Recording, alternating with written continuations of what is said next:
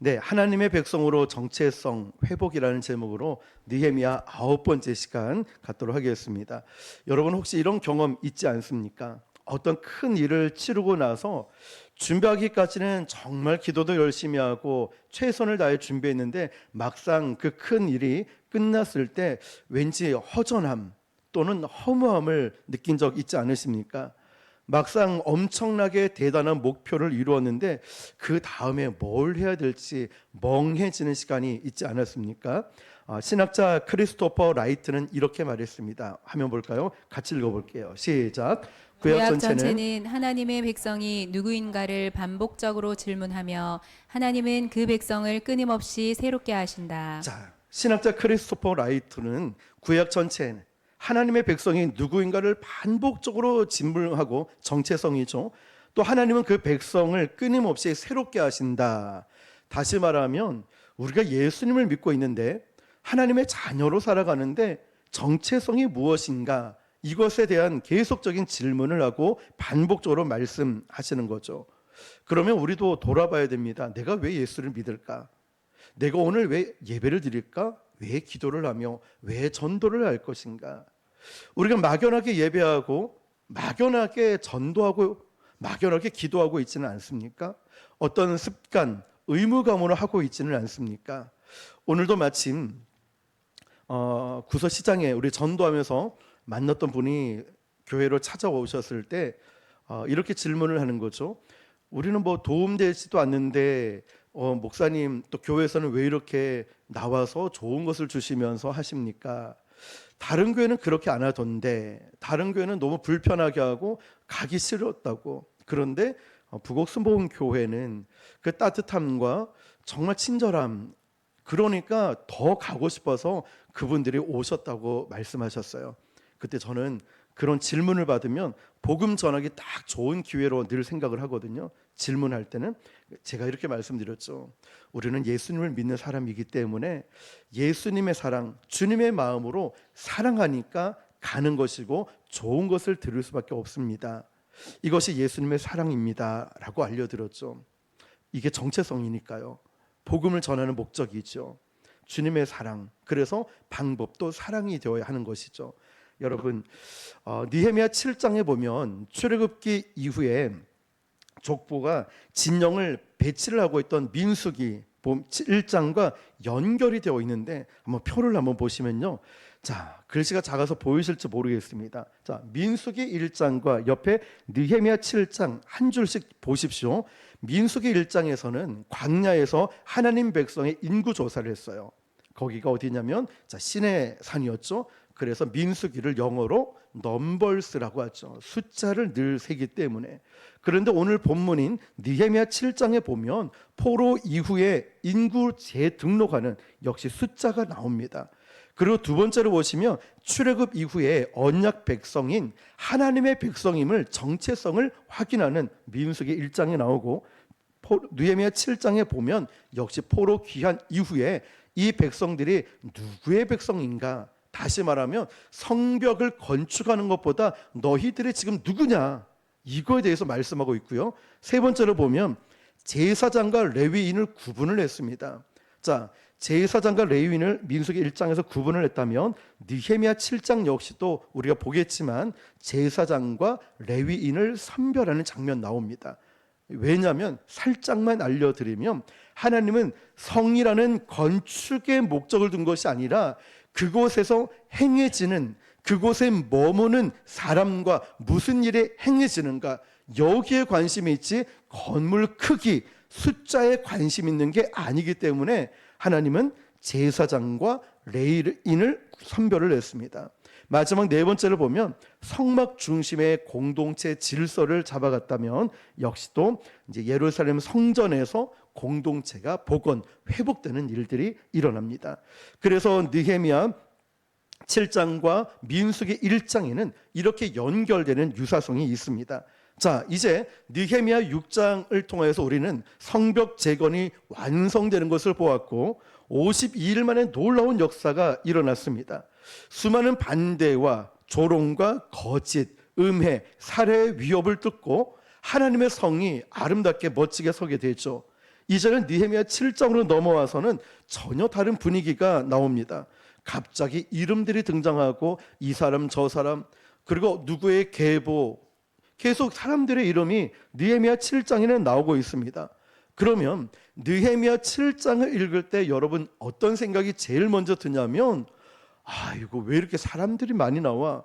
아니 무슨 성벽을 지었으면 할렐루야 주님 감사합니다 하고 끝나면 될 텐데 왜 이렇게 사람들의 명단이 쫙 나와 있을까라는 생각이 들죠. 그래서 느헤미야 7장은 유독 깁니다. 73절까지 있습니다. 왜냐하면 사람들의 이름이 쫙 등장해 있거든요. 자, 그러면 왜 이렇게 사람들 계보가 등장할까? 여기에는 하나님의 관점이 있습니다. 그 지점이, 하나님은요 성이 완공된 것보다 더 중요한 것을 느헤미야 7장에서 알려주길 원하셨다는 거예요. 뭘까요? 그 성 안에 누가 살 것이냐. 하나님은 사람에게 관심이 있지 건물에 관심 있는 게 아니었습니다. 그곳에서 행해지는 예배가 중요한 것이지 다른 것이 중요하지 않았다는 거예요. 그럼 여러분, 이 성이라는 것은, 그 성은 하나님의 백성이 들어가는 것이 목적입니다. 하나님의 일은요 구조물이 아니라 규모나 크기가 아니라 사람으로 완성이 됩니다. 느헤미야 7장은요 성벽이 완공됐지만 하나님의 관점은 그 성이 아니라 성민, 거룩한 백성, 하나님의 관심은 바로 이 백성들인 거예요. 그래서 느헤미야 7장에는 어떤 성벽에 대한 구조에 대해서 나온 것이 아니라 하나님이 눈여겨보고 하나님이 집중해보고 있는 그 영혼, 백성에게 하나님의 마음이 있다는 것을 알려주고 있습니다. 느헤미야 7장 1절을 보니까요 성벽이 건축되면 문짝을 달고 문지기와 노래하는 자들과 레위 사람들을 세운 후에 사명이 완성됐습니다. 그들의 사명은 성벽을 다시 재건하는 것이었습니다. 재건하고 나서 이제 나 뭐 해야 되지? 뭐 해야 되지? 어리둥절하고 있는 것이 아니라 하나님은 느헤미야를 통하여서 제일 먼저는 관리, 체계, 조직을 세웠습니다.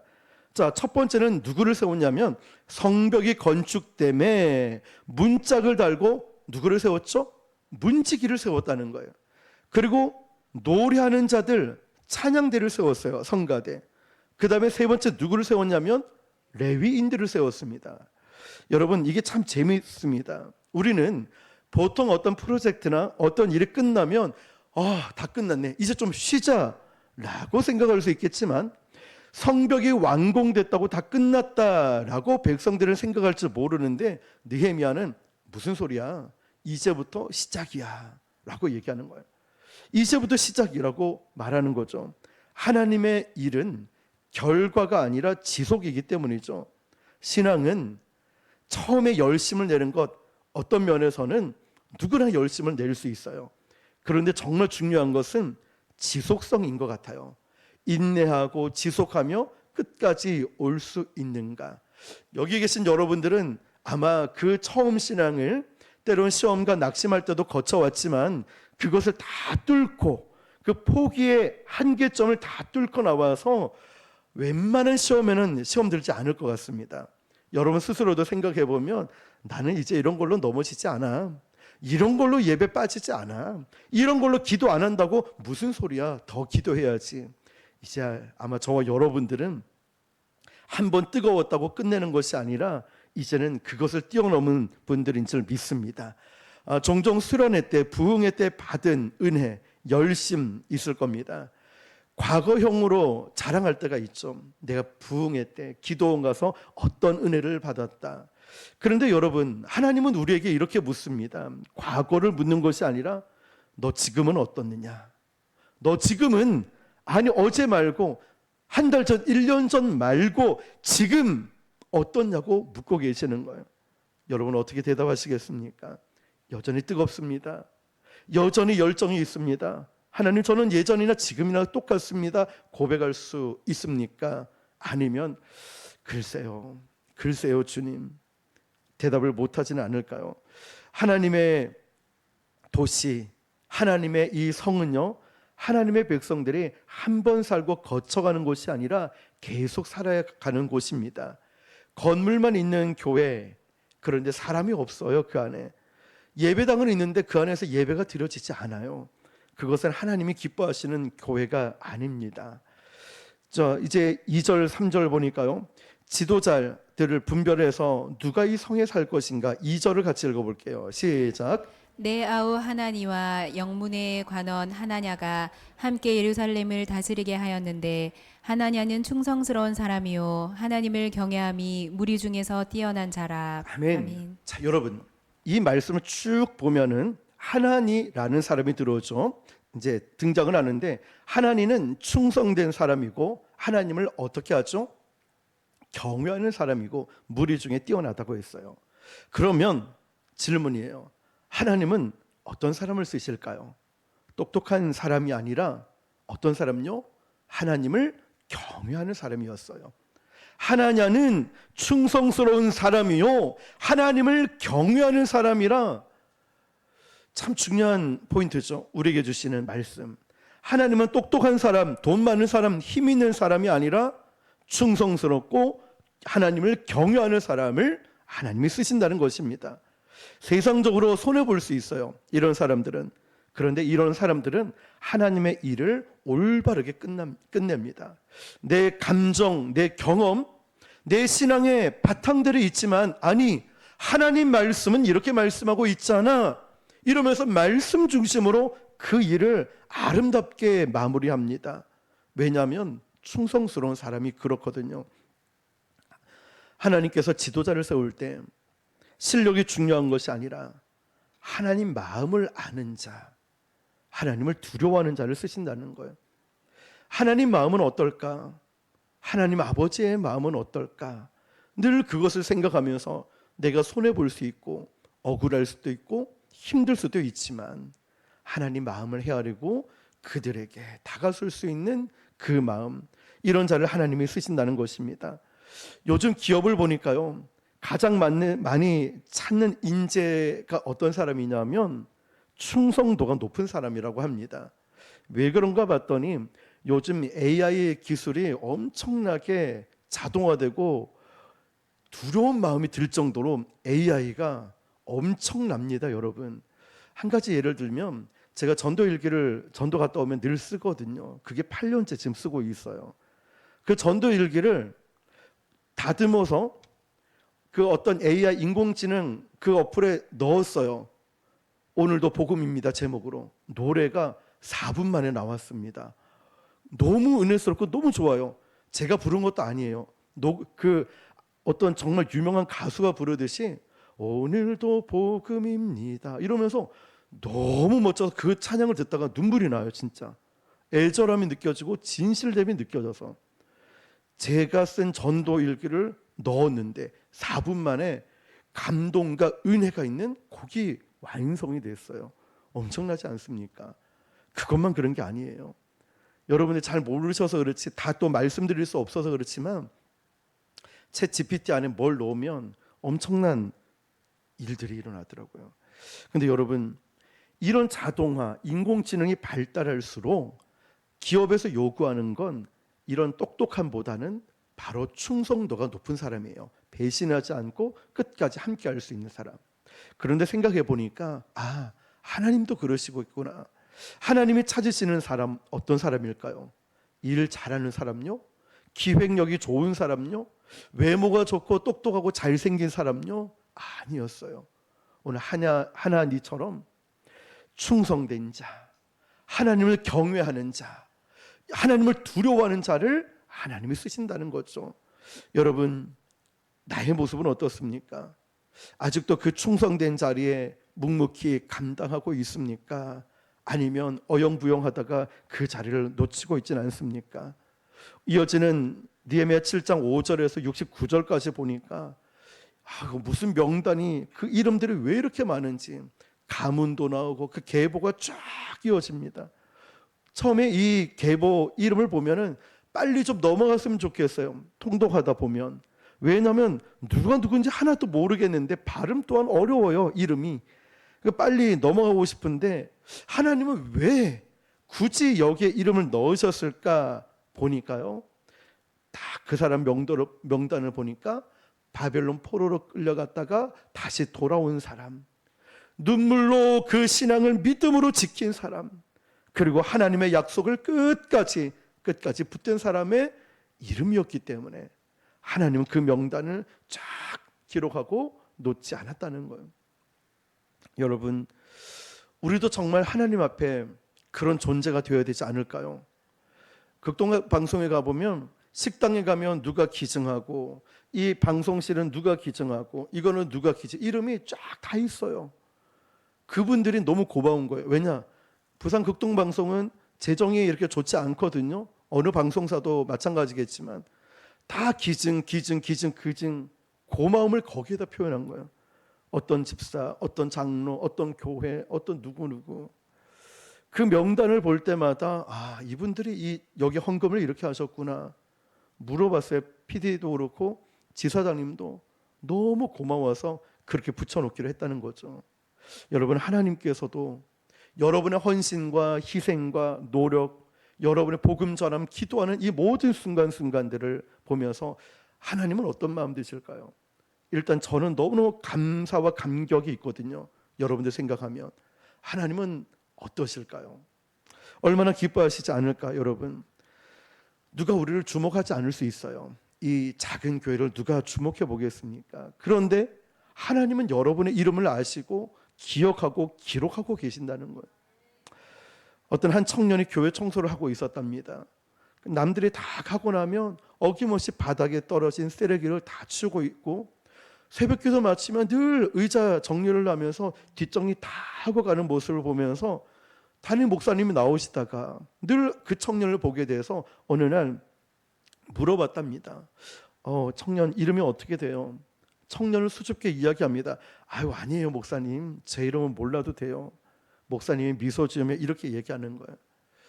자네가, 그 청년이 아무렇지 않게 생각하고 이름을 나에게 말하지 않아도 우리 청년의 이름은 하늘나라 생명책에 반드시 기록되어 있을 거라고, 하나님이 기억하고 있을 거라고. 이 청년은 하나님이 기억해 주실 거라는 말에, 목사님 말씀에 눈물이 주르륵 나는 거예요. 왜냐하면 때로 힘들고 어려울 때도 있었지만, 누구도 알아주지 않았지만 하나님이 알아주시구나, 하나님이 기억해 주시구나. 우리도 어렵고 힘들 때 저도 여러분을 기억 못할 수 있고 여러분도 저를 기억 못할 수 있지만, 주님이 나를 기억해 주신다면, 주님이 나를 알아주신다면 그걸로 족하지 않을까요?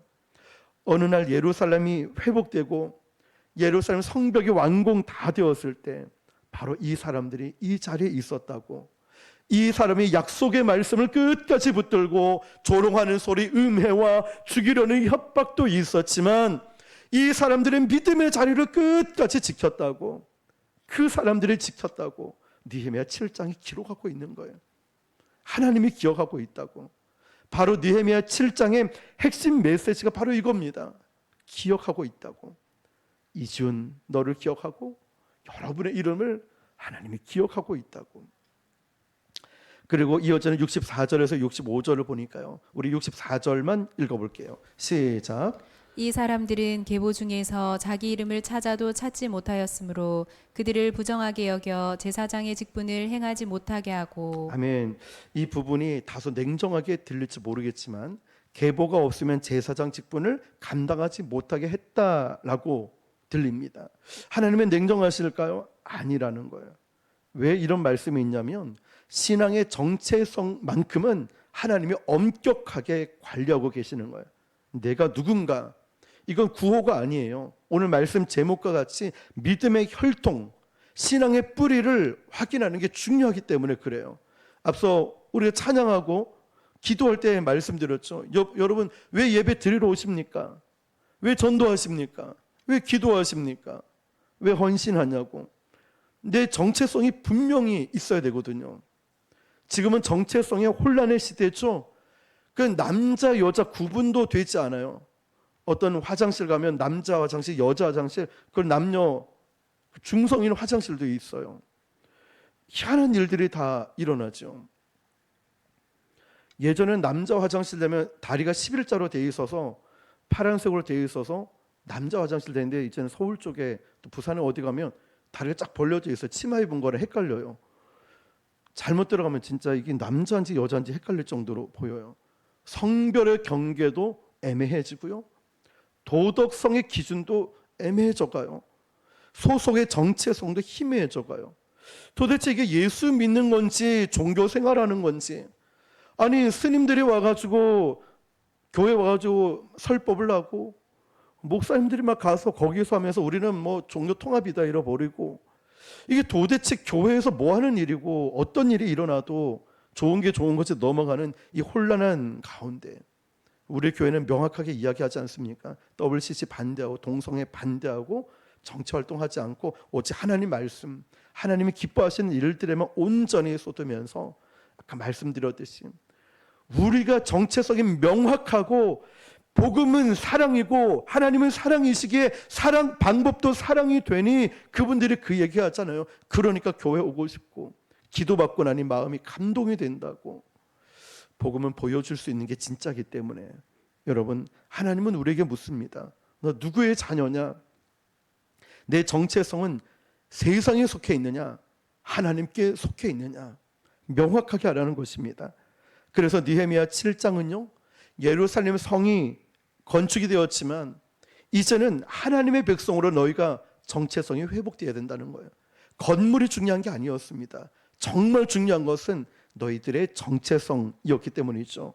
느헤미야 7장 70절에서 72절까지 보면은 감동적인 장면으로 마무리가 되는데요. 귀족들, 총독, 백성들의 자원에서 하나님께 헌금을 드립니다. 70절을 보니까요, 어떤 족장들은 역사를 위하여 보조하였고, 아무도 시키지 않았는데, 누가 부탁하지 않았는데 하나님의 일이니까 어떤 족장들은, 지도자 그룹이죠, 그냥 하나님의 역사를 위해서 보조했다는 겁니다.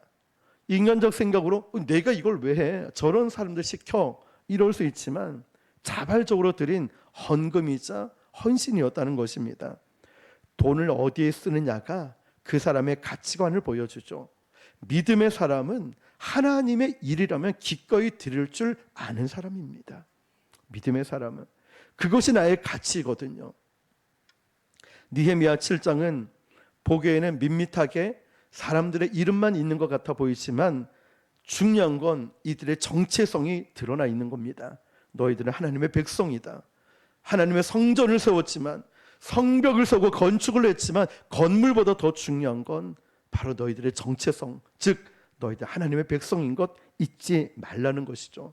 하나님은 너희들은 내 백성이고 내 자녀라고 말씀하고 있습니다.